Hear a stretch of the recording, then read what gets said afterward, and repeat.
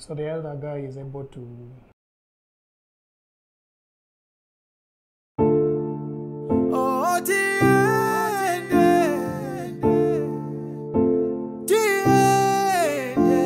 Tiende pamoja ni mtima umo. Tiende pamoja ni mtima umo. Tiende pamoja ni mtima umo. Tiende pamoja ni mtima umo. Tiende pamoja ni mtima umo. Tiende pamoja ni mtima umo.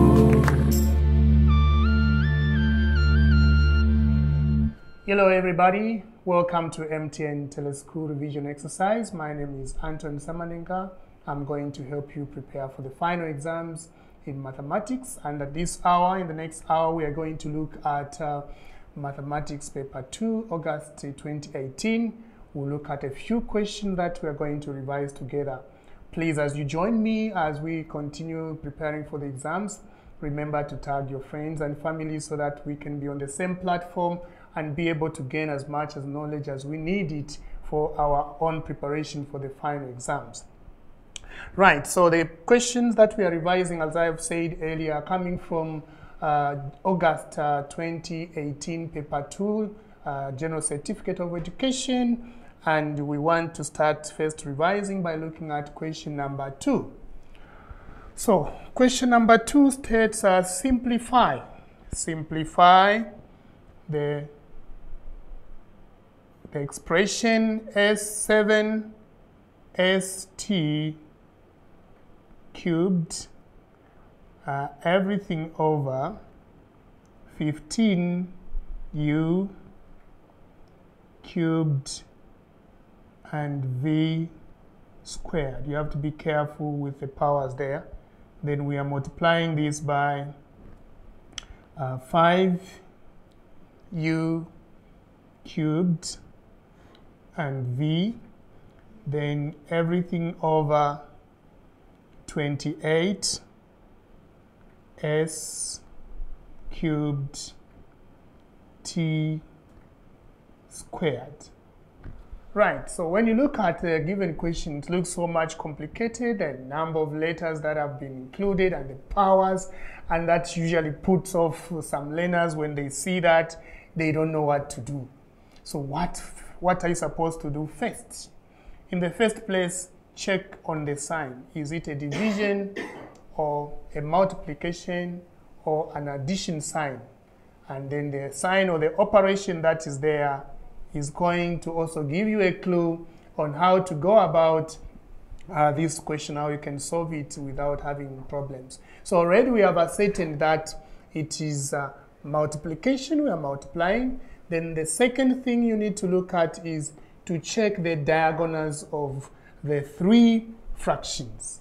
the two fractions. So we have this diagonal, elements in this diagonal, check them properly. And also element in this diagonal, please check them properly. Perhaps you can reduce them there and then, because we are simply multiplying. So I was trying to emphasize that point. So let me rewrite again the expression 7st cubed everything over 15u3v squared multiplied by 5u cubed, everything over 28, I beg your pardon, 28 s cubed and t squared. Excuse me. So now you check the diagonals. How are you going to check the diagonals? Look at 5 and 15. Is it possible for us to reduce 5 and 15? Very possible. So we are saying 5 into 5 here we have 1, and 5 into 15 here we have 3. Now let us look at the letters. We have u cubed here, and we also have u cubed here, meaning this u and this u will eliminate each other. So we're going to do away with that. Then we have a v, only one v here, so this v will be eliminated, and one V here we eliminated, so we're going to remain with only V. Then from there, we are going to also check the major diagonal. We know we have 7 here, which can be eliminated to 1. Then 7 into 28, this gives us 4. Then we have S here, and we have S cubed, meaning this cube will be eliminated. We're going to have 2 now, because when we divide S into it, we remain with S squared. And then we have T squared here. So this T squared will be eliminated. Here, we are going to remain with 1T. So you can see that we've slowly tried to eliminate this. Here, as the numerator, we are just remaining with 1 times T, which is T. Everything over, we are remaining with 3 and a V here, multiplied by. Then here, we are only remaining with a 1, everything over. Yes, we are only remaining with a 1. And then we're saying, because 5 has been eliminated, U3, V2, okay. Then here we have 4, and we are remaining with S squared, and since this and that has been eliminated, fine. Then from there, we move on to say, T times 1, we're going to have T, everything over, 3 times 4, we are going to have 12, and V S squared. Others may write T over 12 S squared V. There's no problem. This is one and the same thing. So we want to thank our friends that have joined us and live streaming. They are watching. We want to Zewelani Mkuka is there also. Earlier on, we had the Nako, Pistol, Miriam, Wambwa. Also, they are following this program properly. So now we want to move on to the next question. The next question is on arithmetic progression and geometric progression. Arithmetic progression and geometric progression is one of those topics that have been included in the revised curriculum. Earlier, we concentrated much on sequences and series, but this time around, especially in paper 2, even in paper 1, you are going to find that there are questions that are asked on arithmetic progression and geometric progression. So now when you look at question 2b, as it is showing on your screen there, it states, in a geometric progression, the third term is 2 over 9, and the fourth term is 2 over 27. Find the first term and the common ratio. Find the first term and the common ratio. Now, you need to understand one thing here, that before we even do anything, we need to understand that the first term of a GP, which is now being called as a geometric progression, is A. The second term is AR. Then the third term is AR squared. And the fourth term is AR cubed. Now, the first part of the question, they are asking us to find the first term and the common ratio. We've already been given the third and the fourth term. Then how do we find the first term? We've been given only the third and the fourth term. So in order for us to find the first term, we need first to understand or to find or calculate the common ratio. And as I earlier said, or even in the previous lessons, we have alluded to the fact that the common ratio is simply, we find the common ratio by dividing maybe, for example, the second term and the first term, or the third term and the second term, or the fourth term and the third term. But in this geometrical progression, we've only been given the third term and the fourth term. So we are saying, in order for us to find the common ratio, which is the ratio, we are going to say the fourth term divided by the third term, which is r squared. But then, when you go back to the question states the third term is 2 over 9, and the fourth term is 2 over 27. So, what is our fourth term? Here we are simply saying to calculate our common ratio, we are going to say, we are simply dividing. Our fourth term is 2 over 27, everything divided by our third term, which is 2 over 9. But when you look at the way it has been presented, it looks something very complicated and the like. You can still write it this way: 2 over 27 divided by 2 over 9. That makes it very easy. And we know that when we are dividing, we are going to interchange the numerator and the denominator there, so that we are going to have 2 over 27 multiplied by 9 over 2. Okay, so when you look at that calculation that we are doing, we can check the diagonals, and we are kind of certain from the diagonals that we can reduce this 2 into 2 is 1, and 2 into 2 there is 1. Since we are multiplying, I want to caution all the students out there that because we are multiplying, we are able to check the diagonals and reduce them. But if we are subtracting or we are simply adding, please never commit this grave mistake of just reducing the numbers as I have done that. Only if we are multiplying. Right, so we continue. So 9 in here, it's 1, and 9 in 27, we have 3. So we are going to have a situation whereby we have 1 over 3 multiplied by 1 over 1. And so our common ratio finally is going to be 1 over 3. That is what we've been asked. We have found part of the question, because the question reads, you find the first term and the common ratio.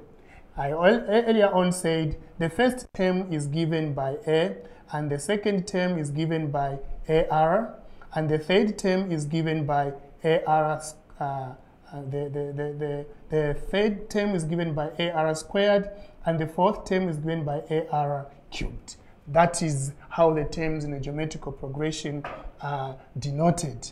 Now, we know that we have now found the common ratio, which is 1 over 3.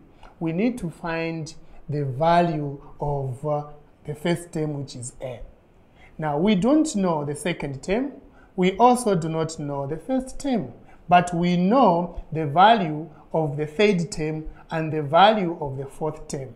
So the third term in this case is AR squared, and this is represented by 2 over what? Over 9. So you can see now that we are slowly trying to unfold, or slowly trying to put things in place so that we can reach at a point where we are going to confidently going to answer this question without a lot of problems at all. Now, we already know that the common ratio is found to be, as already calculated, to be 1 over 3. So what we are going to say is, where there is R, we are going to substitute it by 1 over 3. So we have A and 1 over 3 all squared equals 2 over 9. I hope you are able to follow from what I'm doing there. And now, if we square 1 over 3, we are going to have A 1 over 9, because 1 over 3 is 1 over 3 times 1 over 3. So 1 times 1 gives us 1, and 3 times 3 gives us 9, and we're going to equate it to 2 over 9. The idea is to find the first term, and the first term is represented by the letter A. So if we expand the brackets, we are going to have A over 9 equals 2 over what? 9. Already things are coming up, and we're slowly unfolding the complicated expression or arithmetic or geometric progression that has been given. So here we can cross multiply and say A times 9, we are going to have 9a equals 2 times 9, we are 8. And if we divide through by 9, also by 9, and then we are going to have a equals 9 here, 1, and 9 into 18, we are going to have 2. So we can say, therefore, the first term denoted by a equals 2, and the common ratio equals 1/3, as required in that given question. So that is how you are expected to answer that question. Bisalom Patrick, we are also grateful that you tuned into this program. Charles Asha Kabuye, he's saying he'll watch again to understand clearly, but let's, for now, things flow as they are flowing. Thank you so much for joining us. So we now move on to question part 2. Question part 2 states, find the sum of the first 5 terms of the geometric progression. Find the sum of the first 5 terms of the geometric progression. When you look at paper 2, mathematics paper 2, grade 12, just on the first page of the paper, there are some formulas here that have been given, and if we are to calculate for the sum of whatever term that has been mentioned, we use the formula sum of this nth term, which we don't know. But in this case, the term has already been found, and that term is, I've already been mentioned, that term is 5. So we're going to write first the formula as it is, which is Sn equals a, then we have 1 minus r to the power n, and everything here, everything should be over 1 minus r. Right, that is the formula that we are going to use to find the sum of the first 5 terms. Meaning, if we add all the first term, the second, the third, and the fourth, and the 5th term, what are we going to find? So now on n, since the term has been mentioned, we're going to say 5 here, and we've already found that our a is 2 here. So we're going to say, replace by 2, then 1 minus, what is our common ratio? Our common ratio is 1/3. So we are saying we raise it to power 5 because that is our n, and then everything divided by 1 minus 1/3. That is what you need to do. Then from there, you can use your calculator to simplify that. So you're going to have 2 and 1 minus. If you evaluate this, you are going to find that it's going to give you 1/243, which can also be written in decimals, doesn't matter, but you know how to use your calculator to get that value.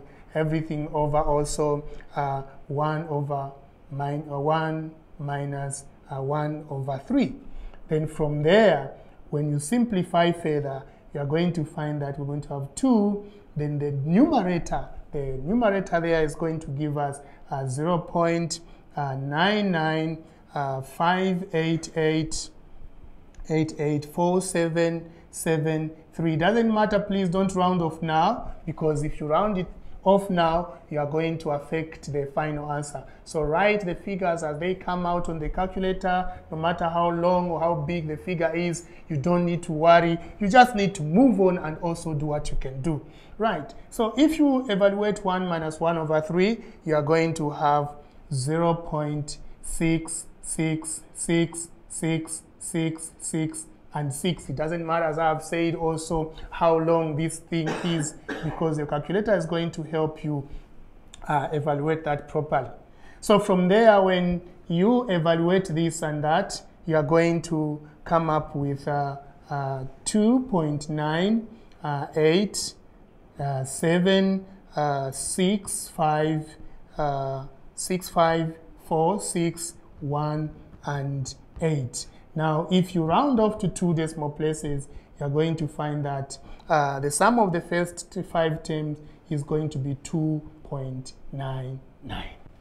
There you go. Without any problems, you have ably answered the questions as required.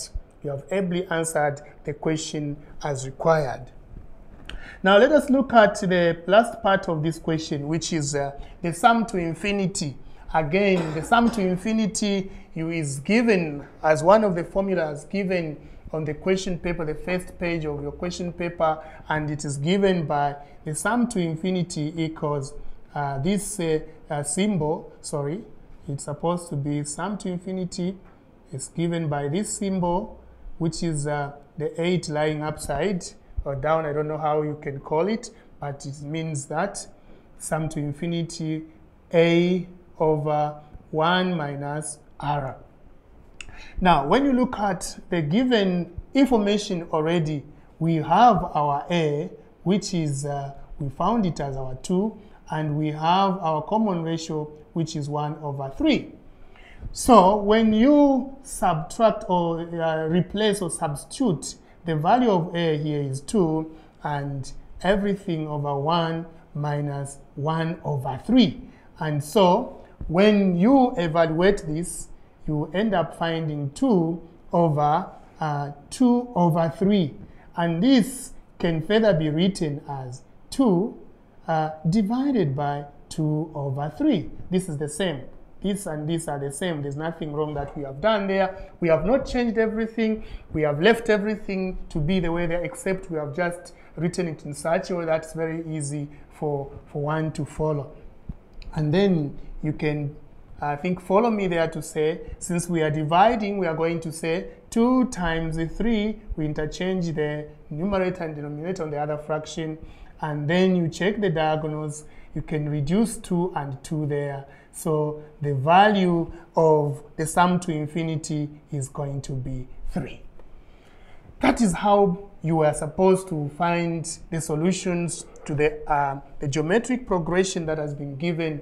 Again, I want to emphasize that you need to acquaint yourselves with how to go about AP's questions which involves arithmetic progression, questions that involve geometrical progression, because usually they are examined in the new curriculum, and we want the implementation of the new curriculum to take its full shape so that you do not have a lot of problems when you go out there into the university, the colleges, to go and study all that which you want to study.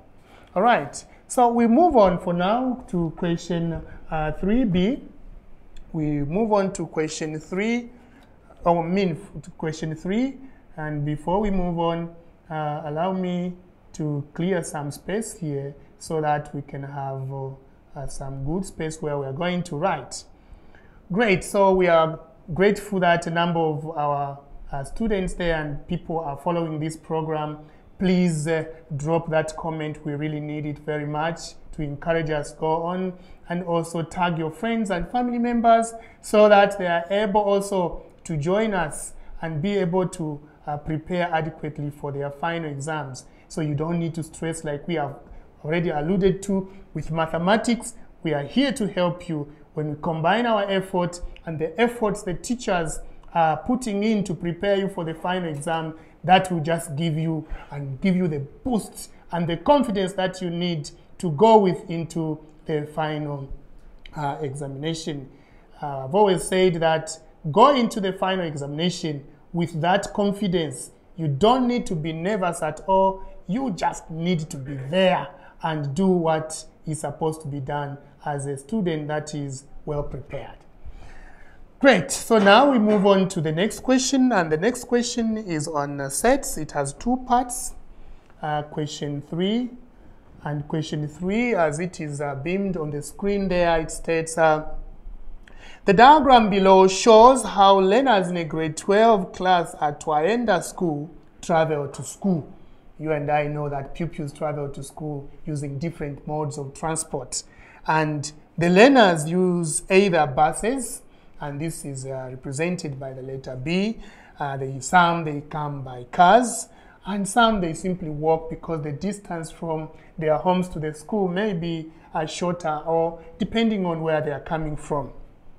So now we have a Venn diagram there, which I want also to draw so that we are able to follow each other nicely. And we have the universal set here, or the elements under discussion here coming from the universal set. And we have 3 sets here. And Those that come with buses, it's represented by B, and those that come with cars, it's represented by C, and those that come walking, it's represented by W. So this whole set is B, this whole set is W, and this whole set is C. Now, we have been given elements already slotted into, say, here we have 14, and here we have 2, and here we have 7, and we have X here, and we have 3, and we have 4. We also have 7 here. Right. Now, the first question, which is part 1 of the question, reads, if 22 learners walk to school, find the value of X. If 22 learners walk to school, find the value of X. So, the walking set here encompasses all this region, this is walking. And we've been told that 22, the total number of all those that walk to school are 22. So if we add X plus 3 plus 7 plus 4, we should be able to have a total number of 22. So now let's add them. We say X plus 3 plus 4 plus 7 equals 22. The order does not really necessarily matter. You can even start by saying X plus 4 plus 7 plus 3 or any number. What is important here to note is you are adding, and addition of any numbers, you can add it in any way. So when you simplify now this, you are going to have X equals 3 plus 4, you have 7 plus another 7 equals 22. And so you're going to have X equals 7 plus 7, that is 14, equals 22. And X now is going to be, we transpose this 14 to the other side. So we're going to have 22 minus 14, and our X is going to be, as it is given, our X is going to be what? It's going to be 8. Yes, if we say 22 minus 14, our X is going to be 8. So meaning, the question was, if 22 learners walk to school, find the value of X. This value of X we have found is 8, and it is lying in the middle of all the 3 sets, meaning 8 of these learners or students either walked, used buses, or used they used cars whenever they are coming to school, because it forms an intersection set of all the 3 sets that are involved in this discussion. So that is how you are expected to answer that question. And now that you have found the value of X to be 8, now you need to move on and answer the other questions. So question part 2 states, and question part 2A states, how many learners use only one mode of transport? How many learners use only one mode of transport? Remember, there is a condition attached there, only. So let's go set by set. If we look at set B here, those that only used buses and did not use either cars or walking, the only part is this, which is 14. Then when we go to the set of those that used cars, the only parts here are those that are found in this region, and here it is 7. Also here, when you look at the W part, the only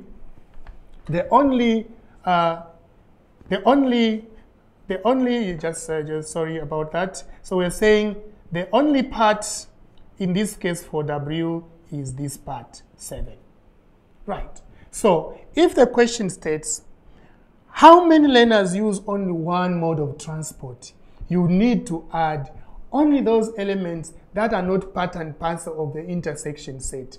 When we talk of the intersection set, we are simply talking about if it's B and C, we have 2 here. If it's B and W, we have 4 here. If we have C and W here, we have 3 here.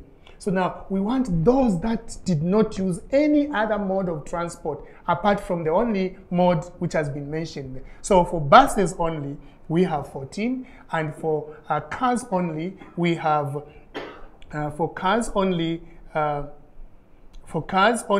we have 7, and for walking only we have 7. So now let us go ahead and answer the question. So we are saying the only part we are going to add 14. So we're going to say 14 plus the other 7 plus the other 7. So which is going to give us 14 plus 7, 21, and 21 plus 7, 28. So here is 28. The number is the number of people, number of students that used only one mode of transport. They were consistent. If it's buses only, they came by bus. If it is cars only, they came by car. Or it's walking, they walked, they were consistent. Right, so now we move on to question part 2b, which says, how many learners used 2 different modes of transport.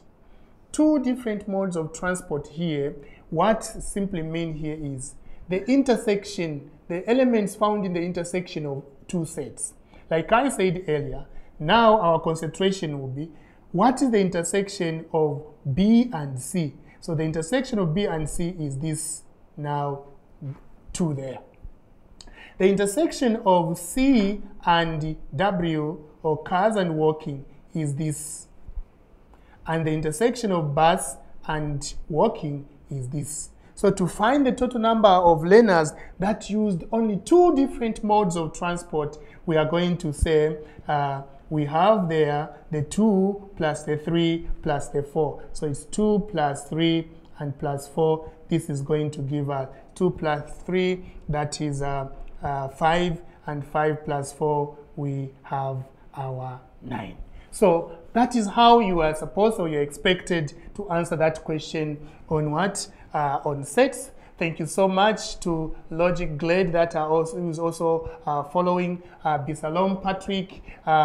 He's saying he sincerely liked this program and is very excited and is tuned on. Please continue dropping those comments, and remember also to tag your friends and families so that they can join us in the revision exercise that we are doing. Right, those of you that still think they are busy at this moment in time, you can download MTN TV Plus on your phone, and you'll be able to watch all these lessons or videos at your own time. You can download them and watch them at your own time. Right, so for now we are going to move on and look at another question, but before we do that, we are going to have a commercial break for 2 minutes. Please don't stay away and stay tuned, as I'll be able to come back once more. My name is Anton Samanenga. Please stay tuned.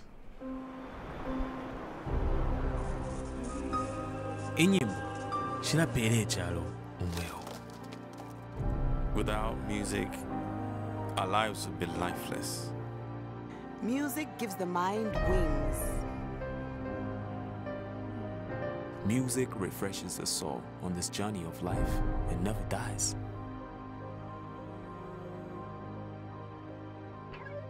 It's who we are. I mean, it's what we do. It's what we feel. What would we be without music?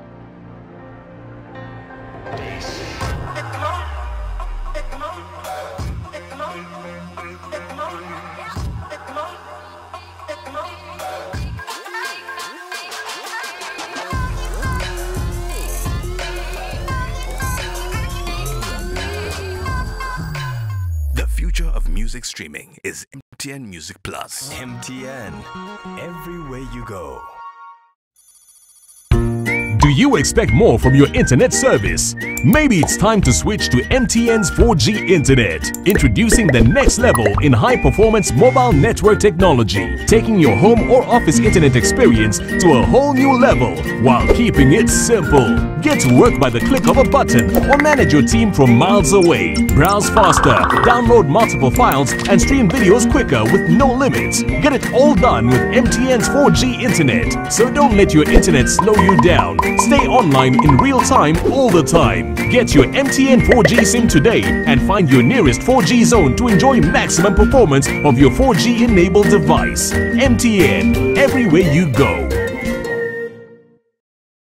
Back to the last 30 minutes of our presentation or our revision exercise. Once more, my name is Anton Samanenga. I'm going to take you through some questions taken from GCE 2018 August paper. And let's move on with our revision, and I'm going to look at question number 6. Question number 6 in the 2018 August General Certificate of Education paper. Yes, this question is based on mensuration, and in the past we have had some mensuration questions that have been brought in paper 2, and when you look at, you make a comparison between the revised curriculum and the curriculum that was already in place before the revised curriculum. There were some concepts that were coming. Now when you look at the time the revised curriculum was in effect from 2016 to date, the concept of frustum keeps on coming. The concept of a frustum keeps on coming. And this question also really puts off most of our students out there because they don't know how to go about everything. But allow me allow me to read the question as it is beamed on the screen there. The question reads, the diagram below shows a bin in the form of a frustum. A bin in the form of a frustum. We are going to look at what a frustum is, with square ends of sides 4 centimeters and 10 centimeters respectively. And then they are saying the height of the bin is 9 centimeters, as you can see. So now allow me to draw the bin upside down so that you are able to appreciate and understand what is being discussed. Or the way it is, we have a situation where we have this bin in this form, and we have also, I hope I'll be able to come up with a very good diagram for all of you to see that. This is the bin that has been given, and we've been told that this is 10 centimeters, and we also been told that this is 4 centimeters, and the height of this bin is 9 centimeters, as it can be seen there. Now, they are saying this bin is a frustum, meaning if we extend these lines, we are going to have a situation like this. The bin is going to look something like this, and this forms a square pyramid. If I'm to draw it the other way around, it's going to look something like this, for example. Then we have also another square there. So we have this going up, we also have this going up, sorry, and we also have this going up, and we also have that going up. So you have a pyramid. Now it has been done upside down. So they want you to find the volume of the bin, which is now in form of a frustum. If it were for a cone, we know that a cone is written like this, looks something like this. But if we cut the cone into 2 equal parts, we are going to have this other part. So we are going to say this is a frustum of the cone. So there is this height and also this height which has remained there. So I hope you're able to follow my explanation there. Now, how then do we calculate the volume of a pyramid or the frustum of this pyramid? So that is now what you really need to understand here. So now we are going to say the volume of a frustum. The volume of a frustum can be found in different ways. Here we have, sorry about that, we have the frustum in form of a bin, and that's why we can appreciate mathematics so much, because now we are applying mathematics in real life situation. So we have 4 and we have 10. There are many ways in which we can calculate the volume of the frustum. So we can look at these 3 ways, or two or three ways. Volume is given by the height over 3 and the length 1 times length 2. Sorry, I beg your pardon there. Length 1 squared plus length 2 also squared plus length 1 multiplied by length 2. We can find the volume of that frustum using that formula. Now, using the length 1, let us say length 1 is this 10 centimeters here.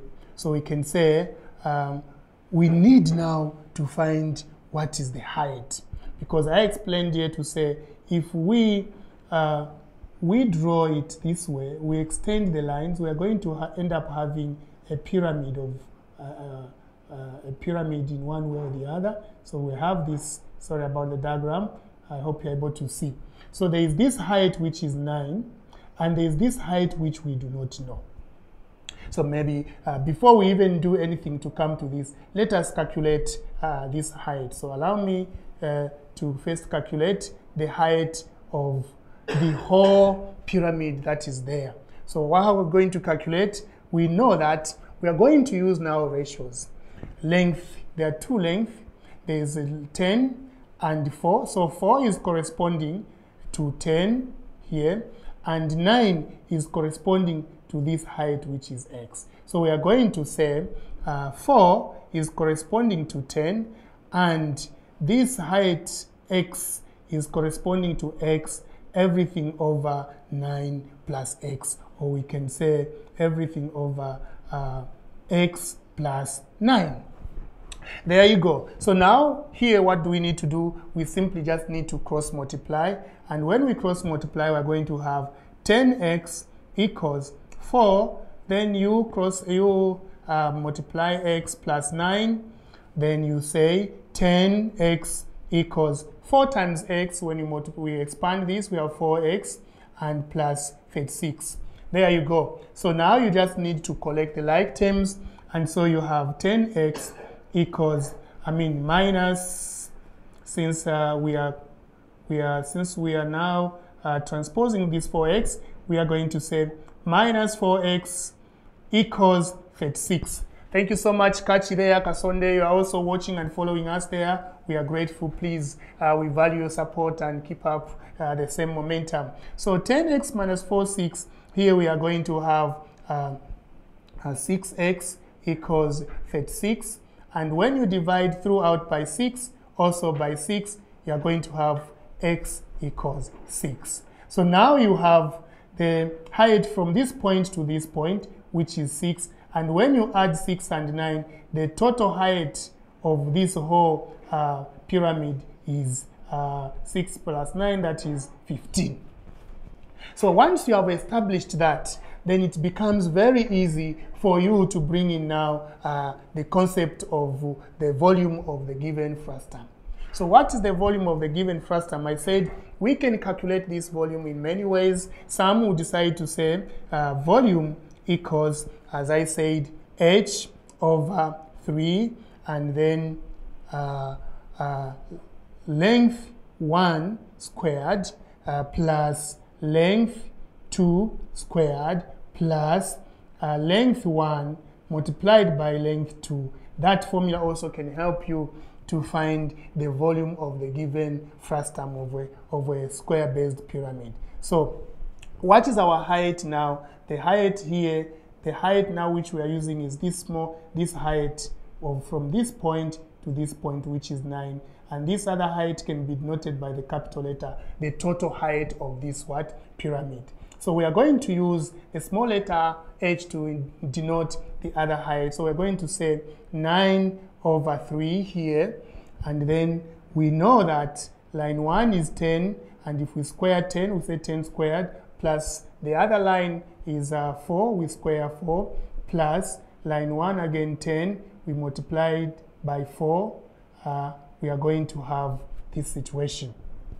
So you move on to say 9 over 3, and then of course we can't even continue like that. We can say, we can reduce this to say 3 into 9, we already see 3 there, and so we are saying 10 squared, this is 100, plus 4 squared, that is 16, and 10 times 40 there, 10 times 4, sorry, you are going to have 40, and when you add these up, you are going to have 3 and 156. So when you expand 3 times 156, you are going to have 468 cubic centimeters, because volume, the units for volume is cubic centimeter. So that is basically what you need to put in mind when you are been asked to calculate for the volume of this frustum. The other way some people may calculate this volume of a frustum is through the formula which can be given as volume equals H over 3, and then we have area 1 plus area 2 and plus the square root of area 1 multiplied by area 2. That's another formula that you can use to find the volume of this frustum. Now, where is the aspect of areas coming from?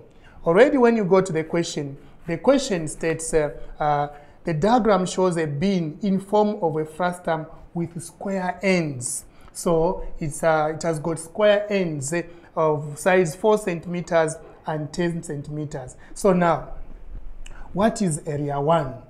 For example, we know already that the height there is, now we are going to use the height, the same 9, which is 9 over 3, and then area 1, we can say, since it's square based, we are going to say, let's say area 1 is 4 squared, because we are saying area of a square is 4 length times length, and so 4 squared plus the other one is 10 squared, is 10 times 10, plus the square root now of 16, which is 4 squared times 10 squared, like that. Great. So now you can simply evaluate that and say 3 into 9, we are going to have 3, then we have our 16 plus the 100 there, and when you have 4 squared, 16 times 16, we're going to have 16 times 100, you're going to have 1,600, and the square root of 1,600 is going to give you 40. And so when you add them up, 16 plus 100 plus 40, you are going to have 156, and then you're going to say 3 times 156, it still gives you 468 cubic centimeters. So that's the volume. That's another way in which you can calculate the volume of a given frustum, which is in form of a pyramid, which is a square-based pyramid, if we are to say so. We can also look at another. No, it's important for us not just to rely on one method, and it's important for us to be exposed to a number of methods. So let's look at the last one. You can also, if you want to calculate for the volume, you say volume equals 1 over 3. Now we are going to say length 1 squared and h minus 1 over 3, then length 2 squared and the small h. I hope you're able to see the differences in the heights, as I earlier on alluded to the fact that when you look at this diagram, we have the height from here to this frustum, which was 9, and the height from the total height, which is 9 plus 6, which we are going to denote by capital H, and this is going to give us 16. So now we are going to replace in the given formula. In the given formula, we are going to say 1 over 3, and we can say, let's say length 1 to be 10 squared times 10 squared times the height is 15 here now, minus 1 over 3, length 2 is times 4 squared, and times the height, which is Now the other height, the height now we are going to use is from this point to this point, which we had found as 6. So we are going to say here, now we are going to have times 6. So when you evaluate these students there, you are going to find that when you evaluate this, you are going to have a 500 here minus, and when you evaluate everything here, 3 there, 3 there, it is 2, 3 there, 3 there, it's 5, and when you multiply 100 times 5 is 500, and 16 times 2, you're going to get 32. And when we subtract 500 minus 32, you are going to have 468 cubic centimeters. So these are the different methods you can use to find the area of the frustum, and please take note or find time to go through the notes in the books, and you ask your teachers out there to help you also explain certain things. But I hope through our explanation, you're able to get 1 or 2 things there. Right, thank you so much to Maxwell Gilbert, also saying hello, Kasonde Chimpusa there, Bisalom Patrick, and many others that are following us on this platform. Please keep on dropping those comments so that we can be helped and be able also to help ourselves in passing our grade 12 final examinations with flying colors. Right, so in the few minutes remaining, allow me also to look at one or two questions, which is very interesting also, so that we can close the day with that question. Those of you that still think after missing this live streaming, you don't have an opportunity to watch, you can download on your phone MTN TV Plus on your phone, and you can watch these presentations at your own time. Right, so now we are going to move on to question 7b. Question 7b is on calculus. Question 7b is on calculus. And the question reads, determine the equation of the normal to the curve y equals 2x squared minus 3x minus 2 that passes through the point 3 and 7. Determine the equation of the normal to the curve. So the curve we have here, the curve is given as y equals 2x squared minus 3x minus 2. And this equation is passing through the point 3 and 7. It's passing through the point 3 and 7. Now, how do we determine the equation of the normal, which is passing through a given point? The first thing we need to have in mind here is that we need to find the gradient of this equation. And when you look at this equation, it's not a linear equation, but it's a quadratic equation which needs another way of finding the gradient of this given equation. And the gradient of this equation can simply be found by finding the derivative of this given equation. So we are saying dy over dx equals, we are differentiating here. Remember that when we are differentiating, we multiply this and that, then it loses the power. Here we know the power to which x is raised to is 1. So 1 times 3 is going to be 3. So if we differentiate this with respect to x, we are going to have 2 times 2. So we are going to have 4x. Since 2 has lost a power, the power is losing by 1, we are going on to have x, and minus 1 times 3, this is 3, and 1 minus 1 here, we are going to have 0. And if x is raised to power 0, we simply have a 1, and when we multiply 1 by 3, we are going to have 3.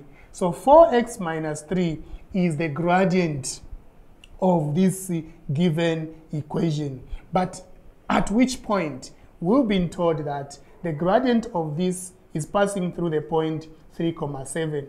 And here, 3, 7, we have this as our x coordinate, and we have this as our y coordinate. So we are going to replace 3 with x there, or x with 3, and so we are going to say 4 when you multiply it by 3 minus 3, you are going to have 12, and 4 times 3 is 12, and when you say 12 minus 3, you are going to have 9.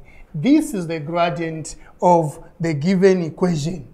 Now they are saying we need to find the equation of the normal to the curve, this, and it is passing through that given point 3 and 7. So at the point 3 over 7, we are saying the gradient, which is dy over dx, dx equals 9. And so the gradient of the tangent is going to be 9. Hence, the gradient of the normal is simply going to be negative 1 over 9. Now, what point do you need to get here? The point you need to pick is when we multiply the gradient of the given equation and that of the normal, we should be able to get negative 1. What does that mean? It means at the point of intersection of that of the normal, we are going to have 90 degrees that is going to be formed. They are intersecting at 90 degrees. So now we need to find the equation of the normal to the curve which is passing through the point 3 over 3 and 7. So now we have ascertained that the gradient of this equation to the normal is negative 1 over 9. So we are going to move on to say we have the point 3 and 7, and this point is x and y. Now we know that the gradient is negative 1 over 9. So what are we going to do? We are simply going to say gradient is the change in y divided by the change in x. So we're going to say y minus the y value there, which is 7, everything over x minus the x value there, which is 3, and equals to negative 1 over 9, which we have already found. Then from there, it makes our work very, very easy. You are simply going to cross multiply and say 9 multiplied by 1 minus 7 there equals negative 1 multiplied by x minus 3 there. Right. So now 9 minus, when we expand this, 9 times y, we are going to have 9y, and 9, when you multiply 9 multiplied by 7, you are going to have 63. So we are going to have 63 here equals this negative times x. We have negative x. Be careful there, plus, because we are trying to distribute this to this. So negative 1 times this is going to have positive 3. There you go. Now the next step you need to do now is to collect the like terms. So we are going to say 9y equals negative x plus 3 plus 63, because now this 63 will be transposed to the other side.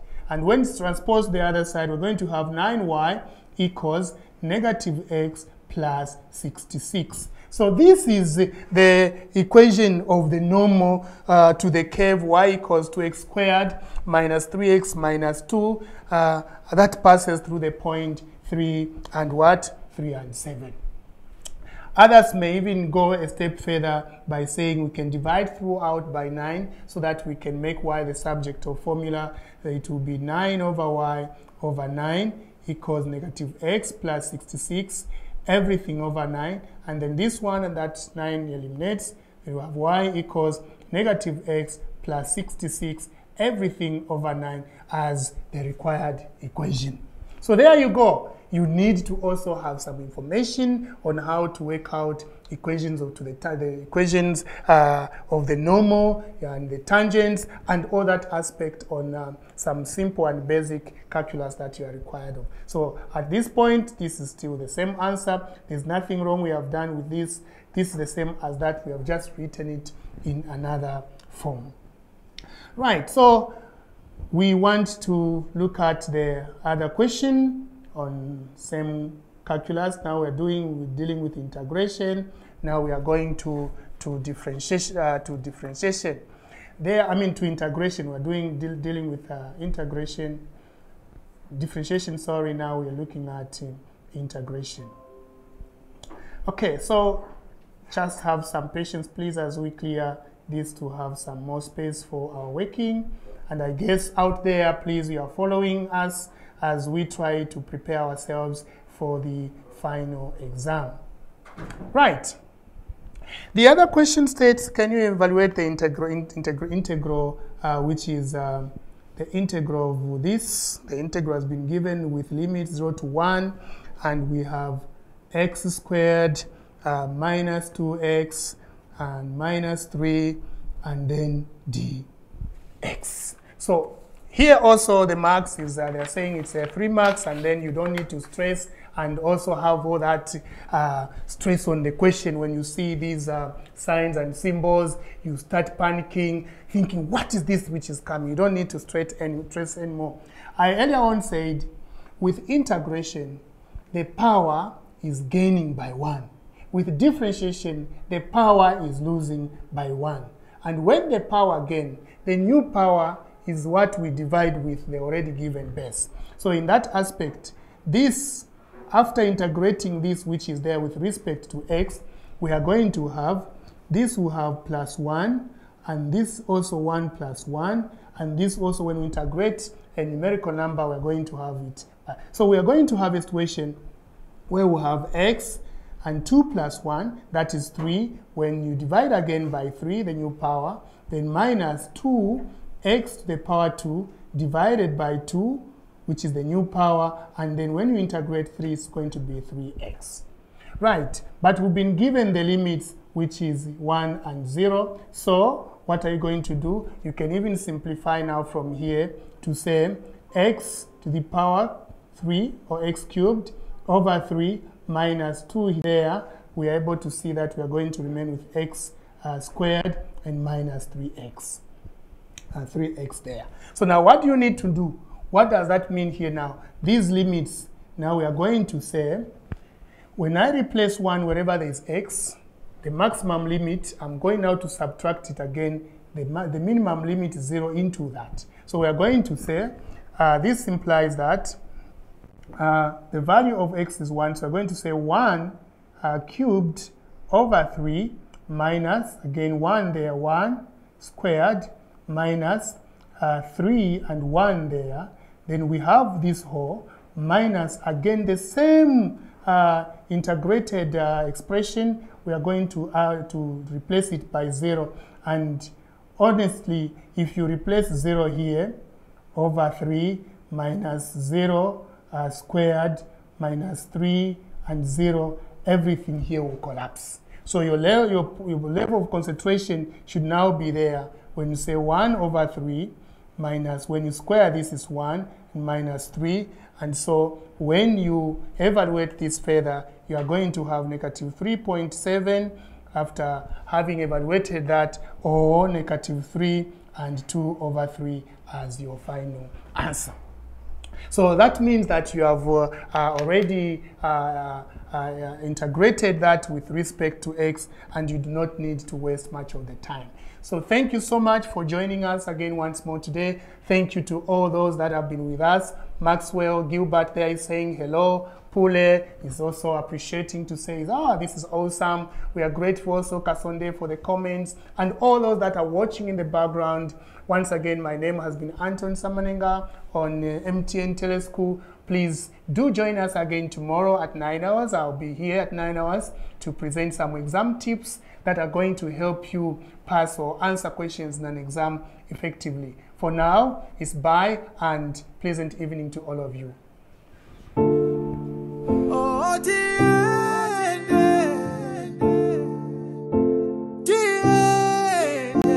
Tiende pamoja ni mtima umo. Tiende pamoja ni mtima umo. Tiende pamoja ni mtima umo. Tiende pamoja ni mtima umo. Tiende pamoja ni mtima